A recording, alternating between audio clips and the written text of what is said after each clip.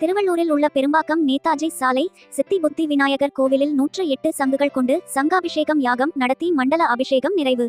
திருவள்ளூர் பெரும்பாக்கம் நேதாஜி சாலையில் புதிதாக கும்பாபிஷேகம் செய்யப்பட்ட அருள்மிகு சித்தி புத்தி விநாயகர் கோவிலில் கும்பாபிஷேகம் முடிந்து 48 நாட்கள் கழித்து மண்டல பூஜையானது 108 சங்காபிஷேகம் வைத்து வேத விற்பனர்களை கொண்டு சிறப்பு வேள்வி யாகம் நடத்தி பூர்ணகதி செய்து சித்தி புத்தி விநாயகருக்கு பால் பன்னீர் சந்தனம் ஸ்வர்ண அபிஷேகம் நடைபெற்று சிறப்பா அபிஷேக ஆராதனை நடத்தினர்.